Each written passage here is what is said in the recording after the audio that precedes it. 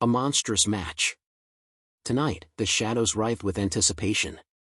The annual Fright Factor finals were upon them, the night where the spookiest residents of Grimwood Manor competed for the ultimate prize, a fresh, terrified family to torment for an entire year. In the cobweb-strung ring, 5 notorious fiends awaited their turn. Basement Barry, a hulking monstrosity with glowing red eyes and a voice that rattled pipes.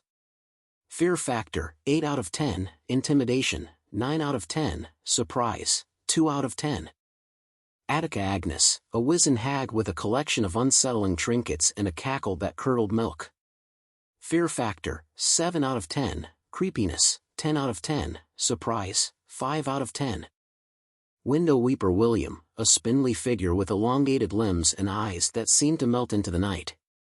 Fear Factor, 6 out of 10, Creepiness, 8 out of 10, Surprise, 8 out of 10. Underbed Urchin, a mischievous imp with a toothy grin and a penchant for sock stealing. Fear Factor, 5 out of 10, Annoyance, 10 out of 10, Surprise, 7 out of 10. Closet Clive, a creature of pure shadow with a repertoire of unsettling whispers and an unsettlingly human-like silhouette. Fear Factor, 9 out of 10, Intimidation, 8 out of 10, Surprise, 10 out of 10. The first rounds were a display of monstrous prowess.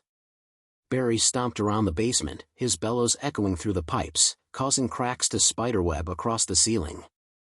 Plaster rained down as the family upstairs huddled in terrified silence. Agnes, cackling maniacally in the attic, flung dust bunnies that morphed into grotesque shapes, chittering and scuttling across the floorboards.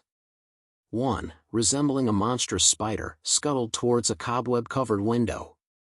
There, Window Weeper William, his elongated limbs contorting like an acrobat, snatched the spider bunny in his skeletal fingers and devoured it with a grotesque slurping sound. Meanwhile, under the bed, Underbed Urchin, a mischievous imp with a toothy grin and glowing red eyes, was having a field day. He gleefully tossed mismatched socks into the air, cackling as they rained down on the terrified child hiding under the covers. Unfortunately, his glee got the better of him. He tripped over a discarded teddy bear, his laughter morphing into a strangled squeak as he became entangled in a mess of holiday lights. The judges, a coven of particularly grumpy banshees, disqualified him with a collective scoff. The final round was a tense duel between Barry and Clive. Barry, fueled by rage at Urchin's disqualification, bellowed even louder, shadows swirling around him.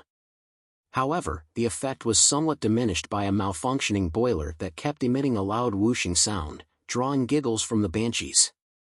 Clive, on the other hand, remained silent, a formless entity that seemed to ooze out of the closet door. Its shadow morphed into grotesque parodies of the family members, each form whispering their deepest fears, their most precious memories, twisting them into a chilling symphony of dread.